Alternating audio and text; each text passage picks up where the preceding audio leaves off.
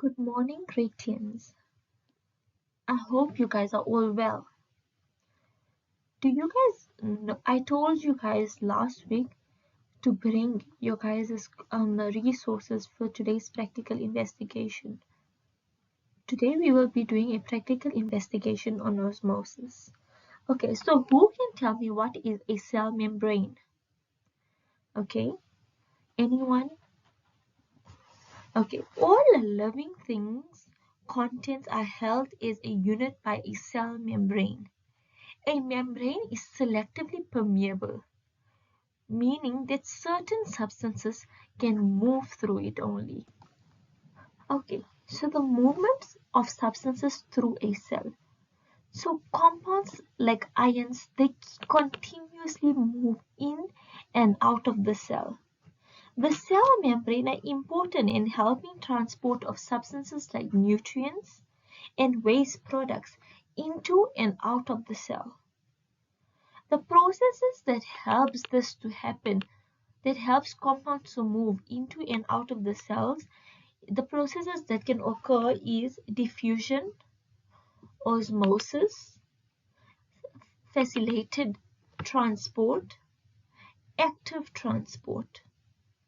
And there are two other things, the two other terms that we use to call when substances go into and out of the cell is called endoosmosis and exoosmosis.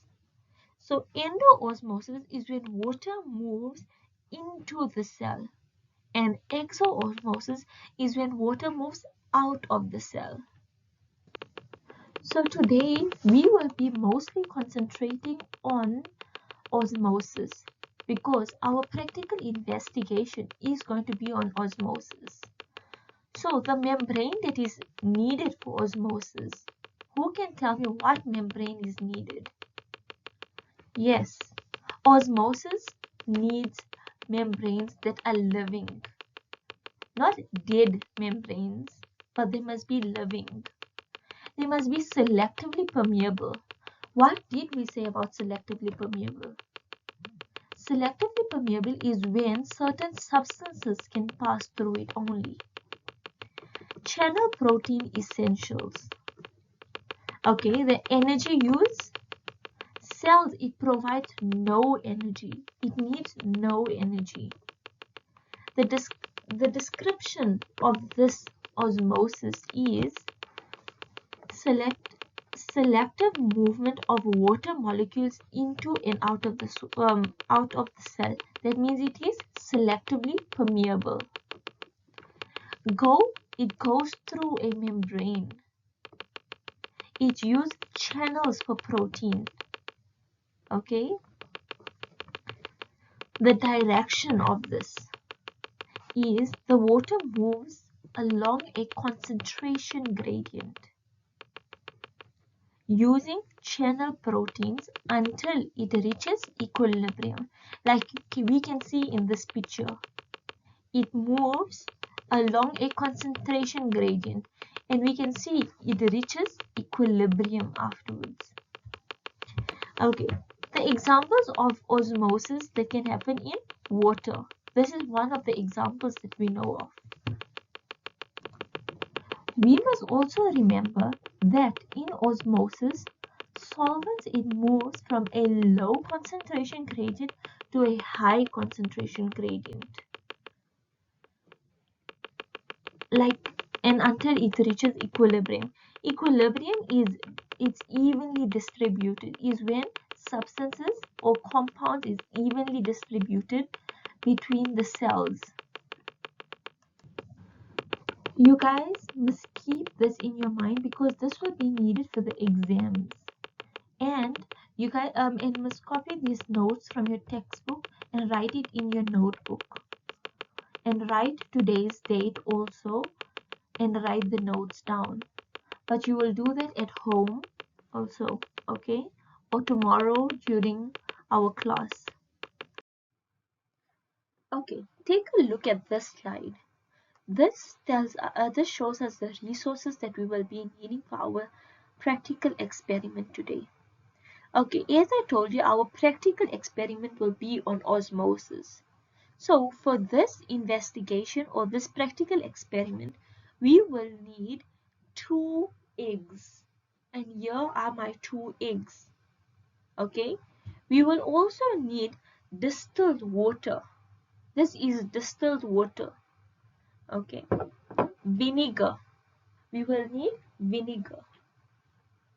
But I have soaked these eggs for you for 24 hours. I done it yesterday. So these eggs here are already soaked in water, in vinegar.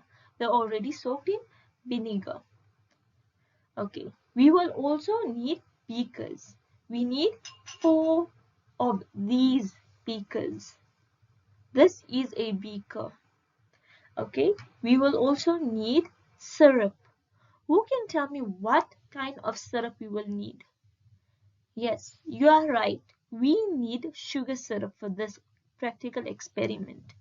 We also need a scale. This is our scale that we will be using today. Okay, to measure the egg after when we soak it um in in distilled water and the sugar syrup. We will be needing to measure the circumference of the egg and the mass of it. So we will need a scale for that. So to measure the circumference, we need we need a string. Why we need a string? Because a ruler, we have a ruler. We cannot bend this ruler like this to measure the circumference. So we're going to take our string, measure our circumference of the egg like this, and then we check how much is it. Okay, so this is my circumference here, and then we take this string, we put it on our ruler, and we check. Here's it. So in vinegar, the circumference after soaking it in vinegar, it is 12 centimeters. So that is how we measure our circumference. Okay, and we need also an elastic band. These are my elastic bands. And the elastic bands are used to tighten our beakers like this after putting it with plastic bags. So I told you to bring your plastic bag. So here's the plastic bag. We're going to be putting it on like this. Okay. And then we're going to take our elastic band. We take our plastic, we cover it, we take our elastic band, we put it over it like this, and this makes it tight. And then after every 6 hours, we will measure this. So inside here, inside this is going to be our egg with the liquid, with our substances like distilled water and the sugar syrup. So we will have 4 beakers like that. Okay, do you guys understand everything? And if you have any questions, ask me right now. Okay, this slide shows the steps we should follow for our practical investigation. And this is all the method that we have to use for this investigation. Take a look at this slide. This slide shows us all the safety precautions that we should take into consideration when doing this practical experiment. So the first picture shows us to not throw the egg yolks, or do not, if any egg, don't throw it in the sink. Okay, and if the egg breaks on the floor, wipe it immediately, because the other learners can also slip. Avoid vinegar, but you guys not going to be working with vinegar now, because I already soaked this in vinegar. But if you are working with vinegar, you guys must avoid it. Avoid eye contact with it, because it can be dangerous, because it is acidic. And if any glass breaks, sweep it immediately and call me so I can help you. Copy this table in your books And this is where we're going to record our results, our observations, like the initial mass, the final mass, the initial circumference, and the final circumference. Okay, copy this in your book. Okay, Gradients, this is your homework and assessment, which is formal and will be counting for 20 marks. This must be done at home, and I want it after 3 days. So today is Monday. I will be checking this on Thursday.